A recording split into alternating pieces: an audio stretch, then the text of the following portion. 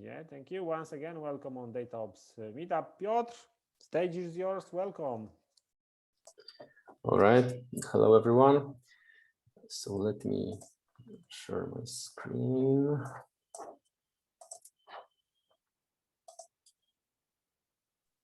And there it is. So we see it, confirm. Good. Okay, that's great. I stopped asking because I just assume that everyone sees it or someone will scream. So that's great. Hi again. My name is Piotr.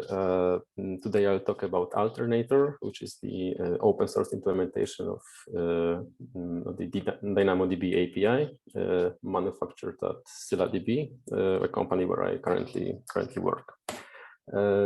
Here's some info about me, which I'm going to skip now, but feel free to read it later when the slides are shared. And before I talk about Alternator itself, I'll present a very short introduction to Zela, the database on top of which Alternator is built. It may look unrelated a little bit at first, but it's actually a very, very important part of the Alternator infrastructure. So it's important to get acquainted with it, with its architecture and design before we go to more details. So what's Zela? Zela is an open source NoSQL database focused on maximizing the performance and minimizing the overheads that we can minimize. So we basically want to fully utilize the underlying hardware. The original goal for Zela was to be fully compatible with Apache Cassandra, but faster. That's already long done. But there's an important difference between Zela and Cassandra, and the difference is that Zela is built on top of a modern C++ framework called C*, also produced in our company. And this framework is built for coding very efficient servers, minimizing latencies, and getting as much of hardware as we can get. So Zela is a distributed database, and a Zela cluster, which consists of a couple of nodes, is pretty much a distributed hash table. Similarly to Cassandra. Nodes, which is just a fancy name for servers, form a ring, and each node is responsible for owning a range of tokens, and token is a result of a hash function that is representable by an integer. And when a client wants to read some data from this database, it just contacts one of the nodes. The nodes are fully symmetrical, so you can. There's no master server, no single point of failure. Each node knows where the data is actually stored in the cluster, so you can just contact any node, and it will fetch data from the nodes that own this data, and it will get this back to the client. Zela actually prefers if the clients go straight to the node that owns this data, so it doesn't have to contact any other nodes, and thus can reduce some throughput. But all nodes can act as fully symmetrical. You can ask any node for data. When a client wants to write something to the database, the operation is quite similar. It can contact any node in the ring, any server, although it's best to contact the node that owns the data, because then the operation would be local.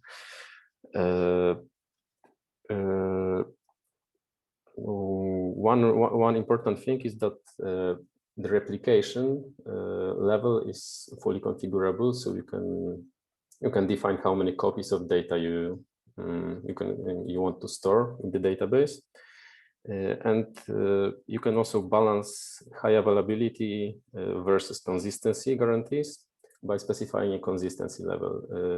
The way it works is that for each request you define whether you prefer the request to be more consistent or more available. So you can either wait if your replication factor is free, so you want 3 copies of the data, you can either wait for all of 3 nodes to acknowledge the write and then get back to the client, or you can just wait for a single node and let the other replication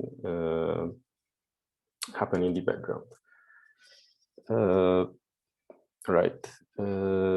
Let's go to the next slide, which explains how the data itself is structured. So each row in Zela has a partition key.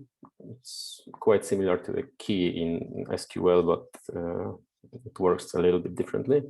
And the partition key is what the distribution of data is based on. So we take the partition key for a row, apply a hash function for this key, and the result of this hash function determines which node in the ring owns this data.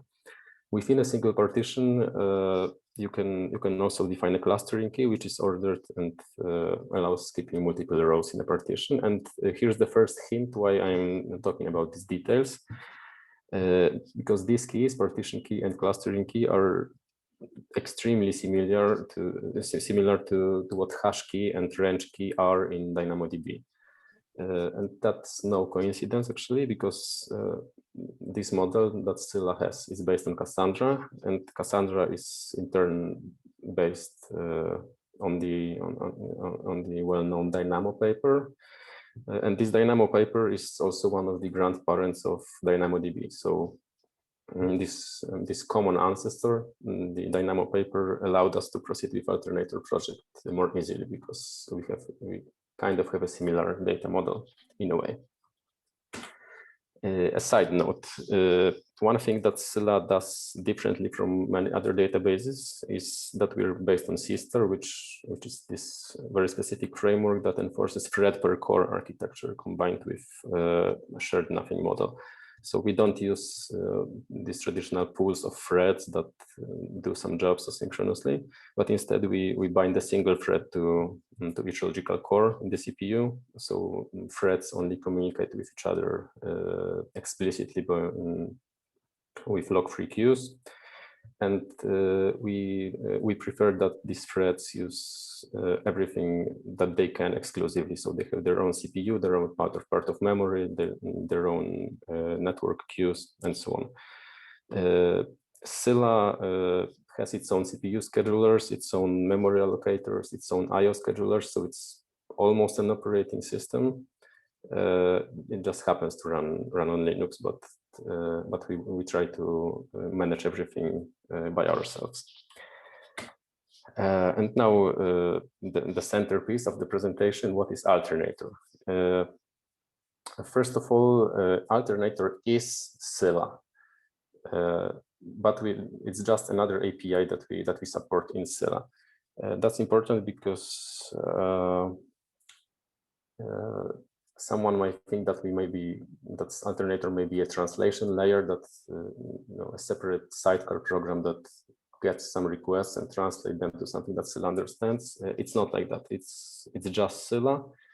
You run it with a configured port, and then it can serve DynamoDB compatible API. So you can use regular DynamoDB clients on this port, and it will work.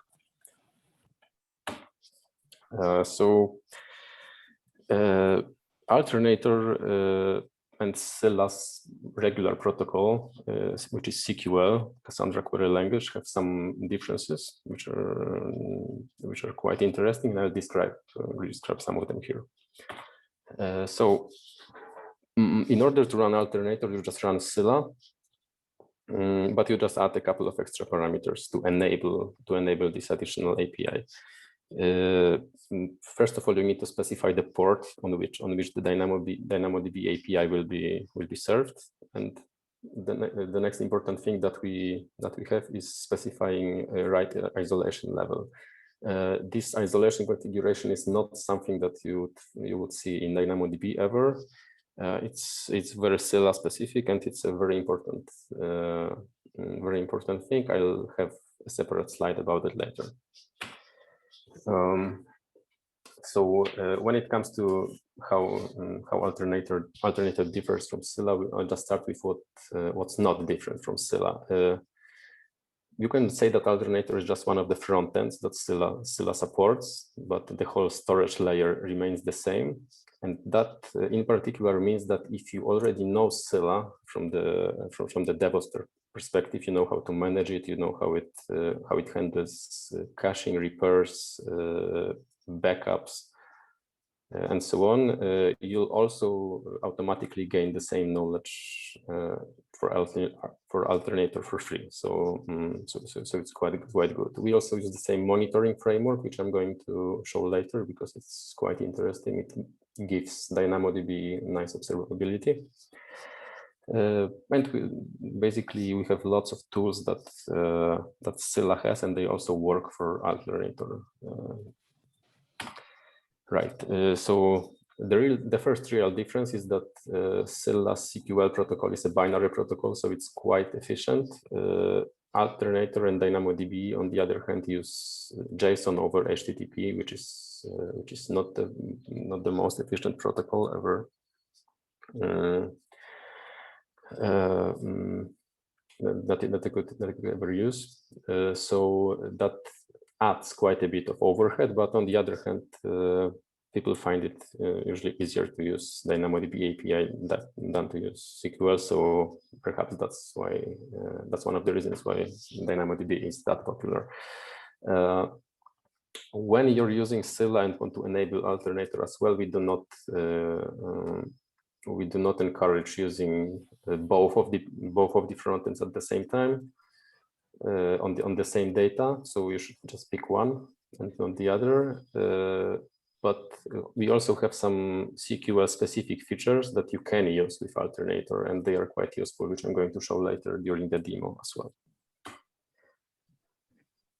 So yeah, performance costs that we pay for supporting a DynamoDB API are as follows. First of all, we need to add a whole layer of parsing JSONs and having an HTTP server, which also has some text headers that you just need to physically read.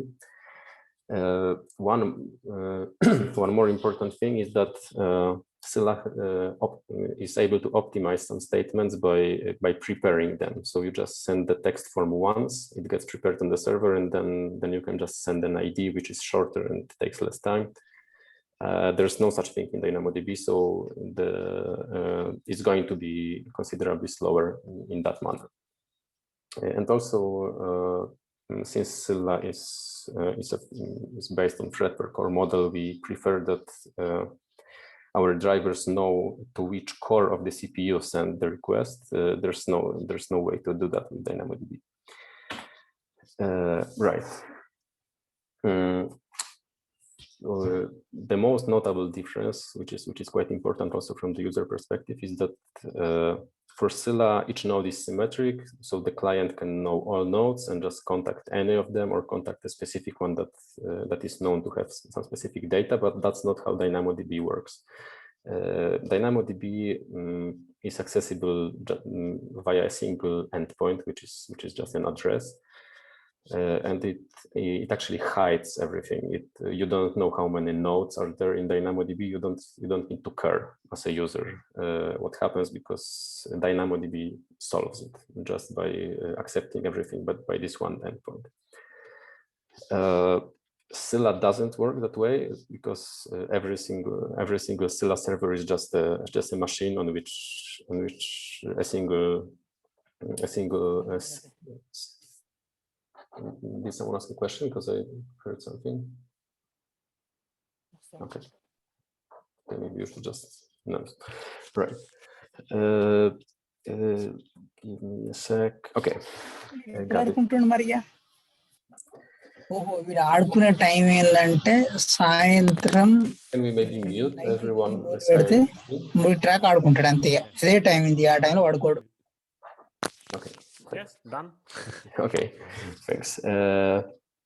All right, let me catch my thought from the notes. Okay, right. So Zela doesn't really work good if you just use a single endpoint, because that would be an address of a very specific server, a single server. So if you have tens of nodes of Zela and everyone would just reach this single endpoint, you would be in trouble, because this single server would probably get overloaded. So we need to figure out a way how to solve that. There are actually several ways. First of all, you can accept the fact that you will contact a single node. Maybe it will be enough for your use case. But if you think that it's not the case, then you can either set up your own load balancing, either based on DNS or even a simple HTTP load balancer that simply accepts requests and then redirects them to one of the Zela nodes. Or you can use something that we implemented for a few popular languages, and that's that would be a wrapper for your driver. It's a very thin layer that doesn't require much code changes, but it does require some. And the way we code it is that our wrapper, for instance, for Java or for C++, keeps an additional job, which can be a thread or something like that, that asks Zela, asks Alternator for the list of all live nodes, keeps this information, and then when the client wants to contact DynamoDB, we intercept this request from this wrapper, change the target endpoint to one that we pick through some load balancing algorithm, which can be round robin or something random or something more complex, and then load balancing can be done on the client side, but it requires some changes to your application. These wrappers for a few popular languages are also open source, and you can just browse them and take a look at them and maybe try and use them. So the link is there. You can go ahead and try. And now probably the most interesting part of my talk. How does Alternator differ from DynamoDB? Ideally, we would like the list of differences to be pretty much empty because we want to be fully compatible. But that's not the case yet. We do have quite a few things that are not implemented yet. But on the other hand, we also have quite a few things that are not available in DynamoDB, to the best of our knowledge, but we do allow them in Alternator. Right. So that pretty much sums up what I already said. But first of all, first difference from DynamoDB, first and foremost, is that Zela is just an application. You can download it. You can even compile it yourself, run it. It's just a process that you can run. And it's not a multi-tenant giant like DynamoDB is. So it's not a black box. You can just spawn it, run it, and that's it. You can also put it in the cloud. You can put it on AWS to have your own small private DynamoDB. You can put it on other vendors, like having DynamoDB interface on Google Cloud or Azure or whatever. But one thing that we also didn't implement because Zela is a dedicated installation is a couple of things that mostly make sense for multi-tenancy. So we don't implement throughput limits yet. We do not implement all the charging routines, so charging for every byte, because well, it's just your application, so it's not a service, so there's nothing to be charged for, except an electricity bill maybe. So yeah, that's the first and foremost difference. We actually keep an updated list of compatibility issues that we have against DynamoDB. You can browse the list. It's getting shorter and shorter, which is good. We keep working on it. So yeah, I'll go briefly through the list. We do kind of support authentication, but it's not at the same level as DynamoDB has. It's quite experimental. It's based on SQL. So it's not really user friendly to set it up, but it does work if you want it. We didn't implement any access control policies yet. Our global secondary indexes are supported and they work fine, but they are less flexible than DynamoDB because due to how our own indexes and materialized views work in Zela underneath, we can only create an index in Alternator if only while you're creating the table. You cannot just add it ad hoc later. So you need to know that you're going to need an index while you're creating the table. But after that, it works just like any other index. Projections. Projection is a mechanism for fetching only a few columns. If you're not interested in all column values from a single row, and they do work properly from the user's perspective. So if you ask for only a few values, you'll only get these values. But they do tend to fetch too much data from nodes. The throughput is going to probably have some more overhead if you use projections, but they do work from the user perspective. Next thing, global tables versus local tables. All our tables that you create in Alternator are global by default, and there's no way to define a local table for a single data center. We just didn't ever get to it because nobody needed it so far. Time to live is a very interesting feature in DynamoDB. It's a work in progress right now. We actually do have a notion of time to live in Zela as well, but it works quite differently. It's per a single value and not per row. So we need to implement it pretty much from scratch. But we are working on it. It's quite an interesting feature to have. Next, we don't support DynamoDB's native backup API, but on the other hand, we also don't really need it because Zela also knows how to do backups. So you can use SQL-based, well, actually Zela-based backup features. So it's not like you can't create any backups. Now, a while ago, DynamoDB started and actually finished a big feature, which is multi-item transactions. We don't support that. We do support conditional updates. So when you create a query that says update something if exists or if it equals something, so that works, but full transactions not yet. Amazon also offers this DAX cache, which we don't support. We also don't want it because we're fine managing our own resources. We believe that we do it better than some external programs. So we actually discourage any kind of caching for Zela on top of Zela, because Zela caches everything that it needs for itself. We don't support the same observability routines. We have our own stack based on Grafana, and it's generally used for Zela, but we also have dedicated Alternator support, so we can just browse all the metrics you want. And I'm going to show it during the demo as well. And we also have some additional statistics available, which you can use by a special DynamoDB API that we added, kind of an extension. Basically, you're allowed to scan a synthetic table that has a special name, and this table is going to return information that you want, which are statistics from Zela or some other Zela internals.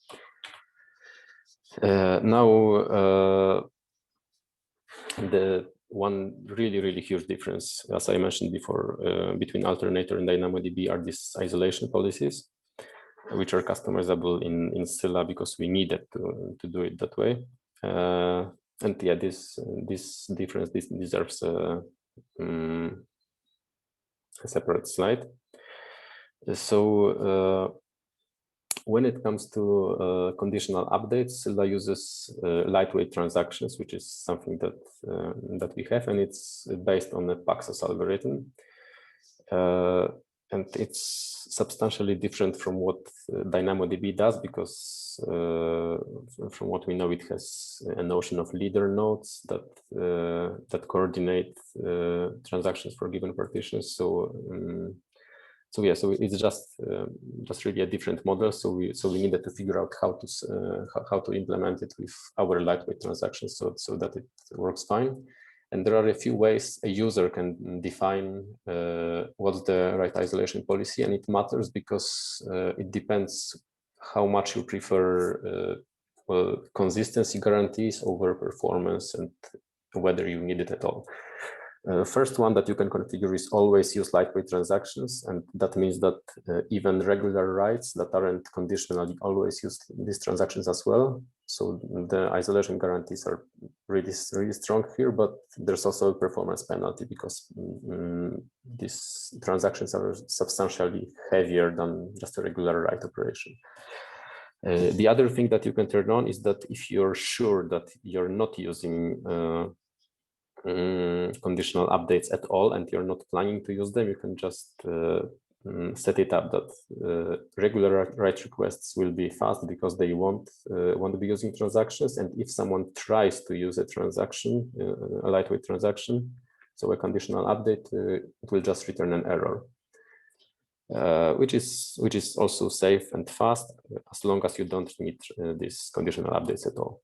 Then another thing you can set up is that transactions will only be used for conditional updates, but if a write is just a regular write operation, it won't use this transaction. This sounds like a really good default, but the problem is that we're not validating whether someone's mixing regular writes to the same table with conditional writes, which the users shouldn't ever do. So if the user promises that they want to be doing that, they can set this this isolation policy, and that makes the most sense usually from the performance perspective.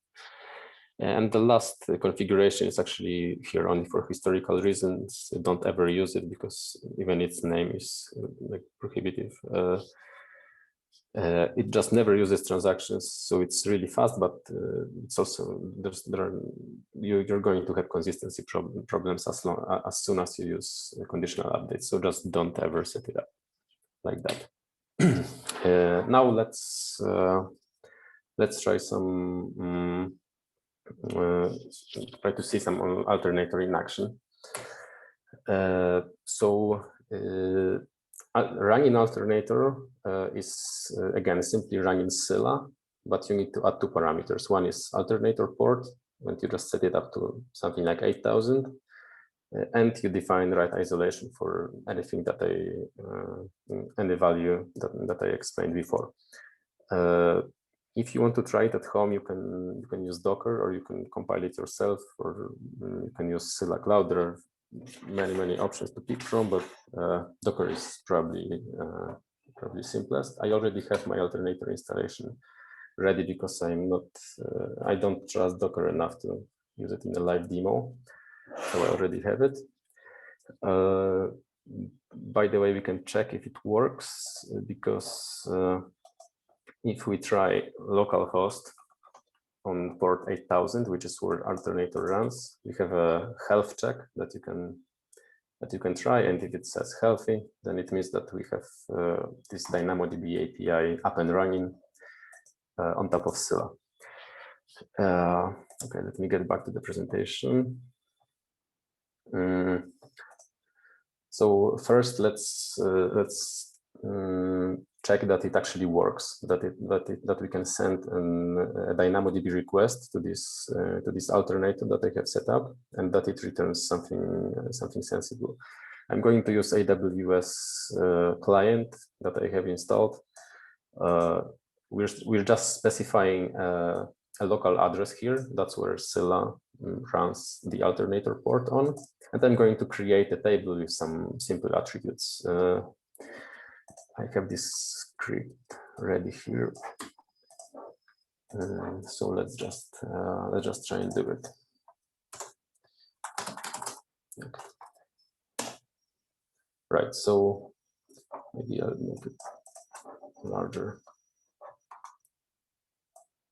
Is this font all right, so that you can see what happens? Yeah, now it's better. Okay, great.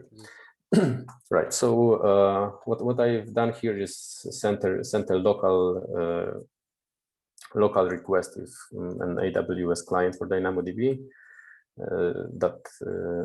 When I'm asking to create a table, and it returns some information that the table was created. If we try to do the same thing again, it will return an error because this table already exists. So that was a smoke test. I hope that you believe me now that we actually serve DynamoDB API here.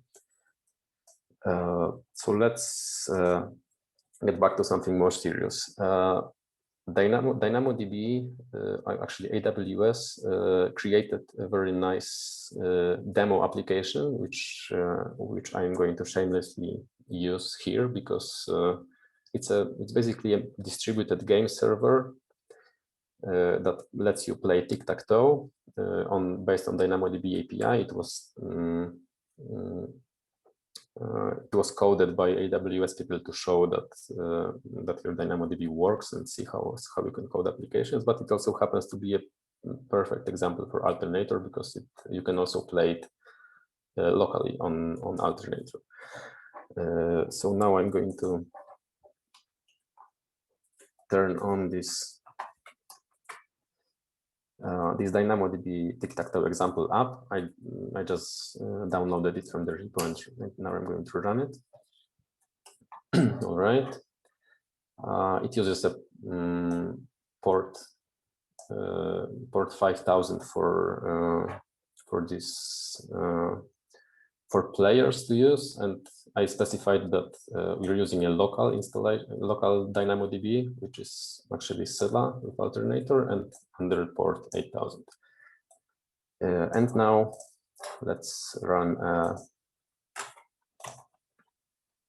tic-tac-toe game. So that's how this demo looks like. We can create a player. And now I'm going to meet a second player, but unfortunately this app uses cookies, so I need to create a private window and use it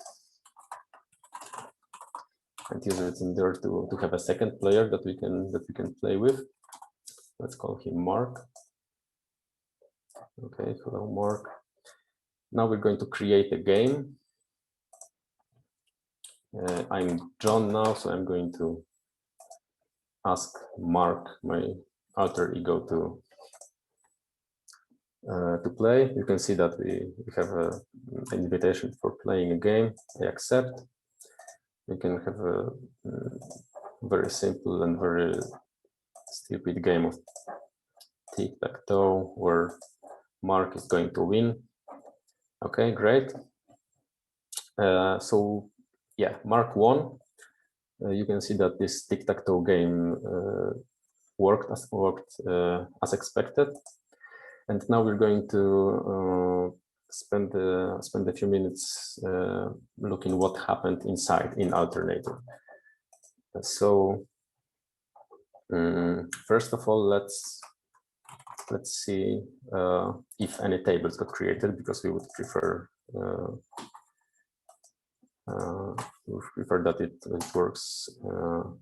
that it works exactly like we wanted. So here we see that Alternator has two tables that were created with DynamoDB API. First one is games, and the second one is this example table that I created a few minutes ago. So now let's see what's inside this games table. And you can see that the result of this game of tic-tac-toe was properly written to DynamoDB, to Alternator, and we can read it now. And we can also, another example is we can see the definition of our table that got created for this game. So we have a table that has a couple of fields. It also has secondary indexes that the game engine also uses. Right. So we were able to play a tic-tac-toe game prepared by AWS for demo purposes of DynamoDB. So that was one of our milestones when implementing Alternator, to make this thing work under Alternator as well. Okay, let me go back to the presentation. Now I'm going to show you a first thing that that we did on top of DynamoDB, something that's not directly supported by DynamoDB as well, but it is supported in Alternator. It's query tracing. It's a thing that for specific queries, if we want to debug them or see if they are efficient enough, we can gather traces and take a look at these traces. If we're looking for a bottleneck somewhere, it's very important to see what happened underneath for a query. So in Zela, you can use a REST API to enable query tracing with a probability of 1. So every query would get traced, which I'm going to do right now. And an important thing is that right now it's the only way to enable query tracing for Alternator. We would prefer to have to be able to mark specific queries to be traced, but DynamoDB API doesn't really allow extending it easily. So right now that's the only thing that works, but it does work. So right now I'm going to play another super quick game of tic-tac-toe just to create some traces. So, okay. Let's do some moves. Okay, that should be enough. Now let me go back to the presentation again. And the way you can read these traces later is first of all through CQL, so through the native Zela API, but we also exposed an extension to DynamoDB API that allows reading internal Zela tables, and one of these Zela tables contains traces, which is why I was able to create a web page that has a simple JavaScript script that contacts Alternator locally and takes these traces, so we are able to just browse it. Right. I'm going to do a short trick to make it a little bit more visible.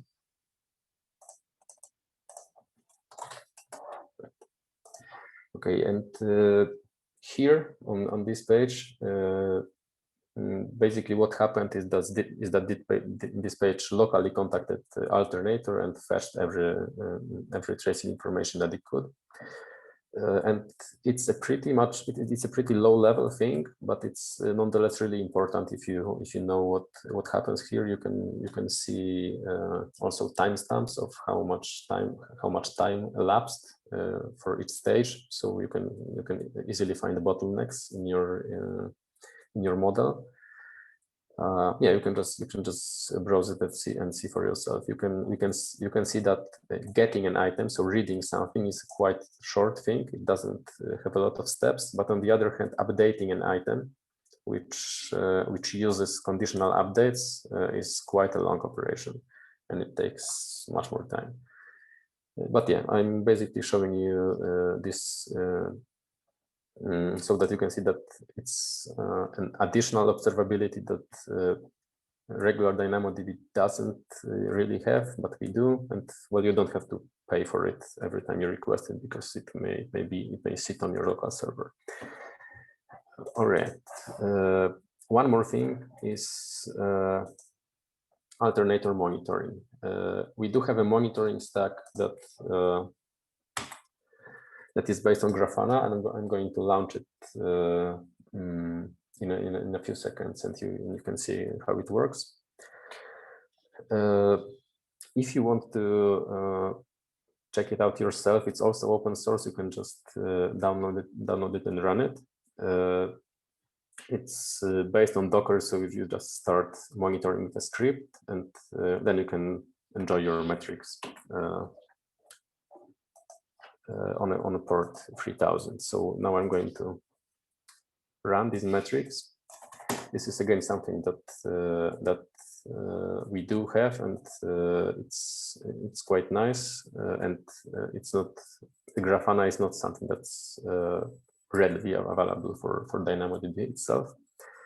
So yeah, I'm going to first launch an Alternator tab for Grafana, and we can see that some things happened.